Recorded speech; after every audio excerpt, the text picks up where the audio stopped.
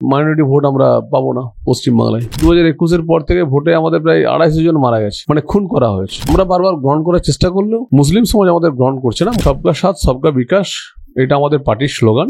মোদিজি এই স্বপ্নটা দেখেন এবং মোদিজি সেইভাবে গোটা দেশব্যাপী কাজ করছেন। রাজনীতিতে ভোট ছাড়া কোনো রাজনীতি হয় না। সিপিআইএম এত ফেসবুকে লেখালেখি করে, এত কিছু করে, কিন্তু ধরুন বিধায়ক সংখ্যা শূন্য। পাটিগণিতভাবে আমরা 39% ভোট পেয়েছি, কিন্তু সংখ্যাগত দিক দিয়ে আমরা 12টা সিট পেয়েছি। শুধুমাত্র 21 জুলাই তো তৃণমূল কংগ্রেসের ছিল না, এটা ছিল কংগ্রেসের। নমস্কার, আপনারা দেখছেন বাংলা হান্ট এবং এই মুহূর্তে আমাদের সঙ্গে আছে বিষ্ণুপুরের সাংসদ সৌমিত্র খা। প্রথমে তো বাংলা হান্টের পর্দায় তাকে অনেক স্বাগত দাদা। নমস্কার। নমস্কার নমস্কার।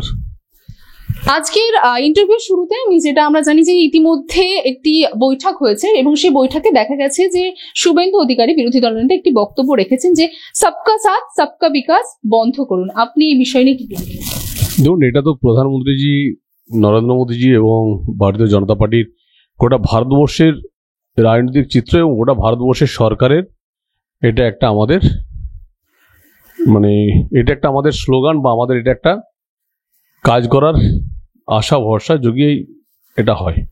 এবার শুভেন্দুদা যে পরিপ্রেক্ষিতে বলেছেন, পশ্চিমবাংলায় আমাদের সমস্ত রকম সহযোগিতা আমরা ধরুন অন্যান্য ধর্মাবলম্বী সমস্ত মানুষকে দেওয়া হয়।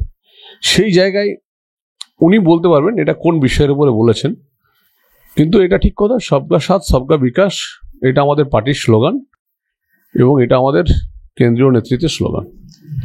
দাদা, তুমি কি নিজে এই যে স্লোগানটা মানে শুভেন্দু অধিকারী যে বক্তব্যটা রেখেছেন সেই বিষয়ে সমর্থন করছো? দেখুন, আমি একটা কথা বলি আপনাকে, উনি আমাদের দলের বিরোধী দলনেতা পশ্চিমবাংলায়। তিনি কি পরিপ্রেক্ষিতে যেটা বলেছেন সেই পরিপ্রেক্ষিতে উনি ডিটেলসটা বলতে পারবেন। আমাদের মুখপাত্র এবং পার্টি প্রেসিডেন্ট ওনারা বলতে পারবেন। এই জায়গাটা বিষয়টা ওনার সাথে আলোচনা হয়নি, আলোচনা হওয়ার পরেই বলতে পারবো। সুকান্ত মজুমদার তিনি বলেছেন যে তিনি শুভেন্দু অধিকারীর এই বক্তব্যে তিনি অনুমোদন করছেন না। আমি একটা কথাই বলবো, এটা আমার পার্টির স্লোগান হচ্ছে সবকা সাথ সবকা বিকাশ। মোদিজি এই স্বপ্নটা দেখেন এবং মোদিজি সেইভাবে গোটা দেশব্যাপী কাজ করছেন।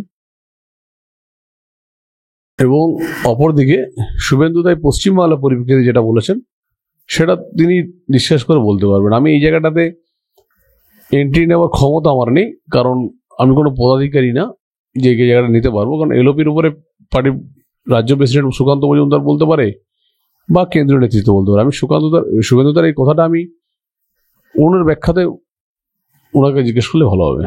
আচ্ছা, একদিকে বিরোধী দলনেতা শুভেন্দু অধিকারী তার বক্তব্য, অন্যদিকে সাংসদ সুকান্ত মজুমদারের সেই বক্তব্যে অনুমোদন না করা, কোথাও কি দলের রাজ্য বিজেপির কোনো অন্তদ্বন্দ্বের কোনো একটা কি দিয়ে দিচ্ছে? এটা অন্তর্দ্বন্দ্ব বলবো না, সবাই নিজস্ব মত প্রকাশ করে, সবাই নিজের পার্টির মধ্যে আলোচনা হয়েছে, তাই এটা বিষয়ে আমি আর বেশি কিছু বলতে চাইছি না।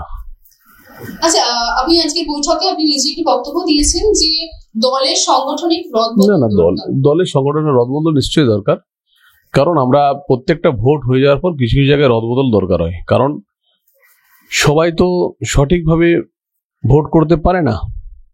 আর আমার মনে হয় রাজনীতিতে ভোট ছাড়া কোনো রাজনীতি হয় না। সিপিআইএম এত ফেসবুকে লেখালেখি করে, এত কিছু করে, কিন্তু ধরুন শূন্য, সাংসদ সংখ্যা শূন্য, বিধায়ক সংখ্যা শূন্য। তো শূন্যর দিকে মানুষ তাকায় না, মানুষ তাকায় 100-র দিকে, মানুষ তাকায় সংখ্যা কার কত বড়। আমরা 272 ক্রস করেছি, 293 আমাদের এনডিএ সাংসদ সংখ্যা হয়েছে, তাই আমরা 293টা সিট পেয়েছি। তাই সেখানে যারা বারবার ব্যর্থ হচ্ছে, ধরুন তাদেরকে নিশ্চিতভাবে চেঞ্জ করা দরকার। এটা তো চেঞ্জ হবে, সেটা পার্টির একটা ভোটের পর অনেক সংগঠনের অনেকেই চেঞ্জ হয়, এটা কেন্দ্রীয় নেতৃত্বে হয়, রাজ্য নেতৃত্বে হয়, এটা আমাদের একটা পার্টির প্রধান বৈশিষ্ট্য এবং এটা তো একটা একক ব্যক্তিগত পার্টি নয়, তাই এখানে চেঞ্জ হয়, চেঞ্জ হওয়াটাই স্বাভাবিক এবং আমি আশাবাদী চেঞ্জ হবে কিছু কিছু জায়গায়। যদি আমি আপনার মত অনুযায়ী জিজ্ঞাসা করি বা জানতে চাই যে ব্যর্থ ব্যক্তিত্ব বলতে আপনি কাকে মানে মন্তব্য করেছেন না কার উদ্দেশ্যে?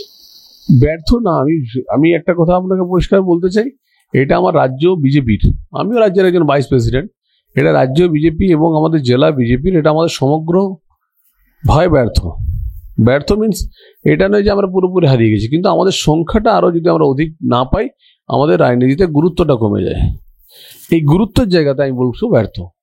আমরা পাটিগণিতভাবে আমরা 39% ভোট পেয়েছি, কিন্তু সংখ্যাগত দিক দিয়ে আমরা 12টা সিট পেয়েছি। 18টা সিট ছিল, সেখানে 12টা সিট পেয়েছি। আবার ধরুন 2 থেকে 2টো সিট ছিল তার আগে 14 সালে পশ্চিমবাংলায়। তো এটা রাজনীতিতে হয়, আবার এটা কখনো সফলতা স্বীকার করতে হয়, কখনো ব্যর্থতা স্বীকার করতে হয়। এটাই রাজনীতির হওয়া উচিত। কোথাও কি লোকসভা নির্বাচনের ফলাফল আর উপনির্বাচনে বিধানসভার ফলাফল এই সাংগঠনিক ব্যর্থতার ফলাফল? না, উপনির্বাচনের ফলাফলটা পশ্চিমবাংলার রাজনীতিতে দিশা দেখায় না, কারণ উপনির্বাচনে শাসক দলের পক্ষে ভোট যায় এবং শাসকরা যেভাবে ভোট করেছে তাতে উপনির্বাচন নিয়ে আমরা চিন্তিত নই। আমাদের চিন্তা হচ্ছে আমাদের যে হিন্দু ডোমিনেটেড 205টা যে সিট আছে সেইটার দিকে লক্ষ্য রেখে আমাদের আগামী বিধানসভায় আমরা লড়াই করব, সেটাই মোটামুটি আলোচনা হয়েছে। মানে সম্পূর্ণভাবে সংখ্যালঘু সম্প্রদায়ের কাছ থেকে কোনো ভোট প্রত্যাশা করা হচ্ছে না? না, ভোট পাচ্ছি না। আমরা অনেক গ্রামে ভোট করেছি, আমাদের ভোট দিচ্ছে না ওরা। বিজেপির ভরসা কি শুধুমাত্র হিন্দু সম্প্রদায়? দেখুন, আপনার বলি, আমাকে যদি কোনো একটা 1000 ভোটের মধ্যে যদি ধরুন আমি 5টা ভোট পাই, তাহলে তারা তো ভোট দিচ্ছেন না, আমাদের তারা বারবার বর্জন করছেন। তো আমরা তাদেরকে গ্রহণ করতে গেলেও তারা বর্জন করছেন। তো যখন আমি হাত মেলাবো, ওনারা হাত মেলাবেন না, তখন তো একটা আমরা আশাটা ছেড়ে দেবো। সে আশাটাই আমরা ছেড়ে দিয়েছি যে মাইনরিটি ভোট আমরা পাবো না পশ্চিমবাংলায়। আচ্ছা, একটা বড় সংখ্যা যেমন বিজেপিকে আপনি যেমন দাবি করছেন যে ভোট দিচ্ছে না, অনেকে সংখ্যালঘু সম্প্রদায় আছে যারা এই বিজেপি রাজ্য বিজেপির সঙ্গে যুক্ত আছে। নিশ্চিত তারা ব্যক্তিগত ভোট দেন, তারা ব্যক্তিগত করছেন, তাদেরকে সাধুবাদ জানাই। কিন্তু আমরা তো আপনাকে বললাম না, গণিত সংখ্যাতে আমরা পুরোপুরি ভাবে ধরুন একটা জায়গাতে 2% ভোট পাচ্ছি না, ধরুন 1000 ভোট হচ্ছে 2% ভোট পাচ্ছি না, সেখানটাতে তো আমাদের ব্যর্থতা নয়, সেটা যে পুরোটাই ওই সমাজ আমাদেরকে গ্রহণ করছে না। তো আমরা বারবার গ্রহণ করার চেষ্টা করলেও মুসলিম সমাজ আমাদের গ্রহণ করছে না। মুসলিম সমাজকে আমরা চেষ্টা করলেও ওরা আমাদের কোনো মতেই দিচ্ছে না। আমরা অনেকে পার্সোনাল হেল্প করেছি, তারপর আমরা ভোট পাইনি। তো যাই হোক, এখন ভোটের ক্ষেত্রে আমরা যেখানে বারবার পাবো না সেখান থেকে তো তাকাবো না বারবার। তো আমাদের লক্ষ্য রাখতে হবে যে বাকি যে আমরা 70% বা 75% ভোট আছে, কোনো জায়গায় 90% ভোট আছে, আমরা সেদিকে লক্ষ্য রাখবো। আচ্ছা, শেষ প্রশ্ন করবো যে ইতিমধ্যে 21শে জুলাই যে একটি তৃণমূলের তরফ থেকে শহীদ দিবস পালন করা হয় প্রতি বছর, এবং এই বছর আমরা দেখেছি বিরোধী দলনেতা তিনি গণতন্ত্র হত্যা দিবসের ডাক দিয়েছে। কি মনে হচ্ছে কতটা সফল হবে? রাজনৈতিক একটা সরকার পক্ষ করলে, বিরোধীরা যদি একটা কিছু করে, তাহলে অনেকটাই মানুষের মধ্যে একটা দাগ কাটে। এখন সেই জন্য হয়তো শুভেন্দু সেই ডাকটা দিয়েছেন যে শুধুমাত্র 21শে জুলাই তো তৃণমূল কংগ্রেসের ছিল না, এটা ছিল কংগ্রেসের। তো রাইটার্স অভিযান একটা ছিল, সেইটার পরিপ্রেক্ষিতে তৃণমূল কংগ্রেস এটা হাইজ্যাক করেছে। তো আমরা আমাদের 200 তখন মারা গেছিল মাত্র 13 জন, আর এখন মারা গেছে আমাদের 2021-এর পর থেকে ভোটে আমাদের প্রায় 250 জন মারা গেছে, মানে খুন করা হয়েছে। তা আমরা তো তাদেরকে ব্যঙ্গ করে আমরা তো এটা ডাকতেই পারি, এটা পরিষ্কারভাবে ওদেরকে ব্যঙ্গ করে আমরা ডাকছি, আমার মনে হয়, সেই জন্যই বলছি। অনেক ধন্যবাদ সাংসদ সৌমিত্র খাঁকে। আপনারা দেখছেন বাংলা হান্ট, ক্যামেরায় সুস্মিতার সঙ্গে নীলাম দাস রিপোর্টিং, বাংলা হান্ট, কলকাতা।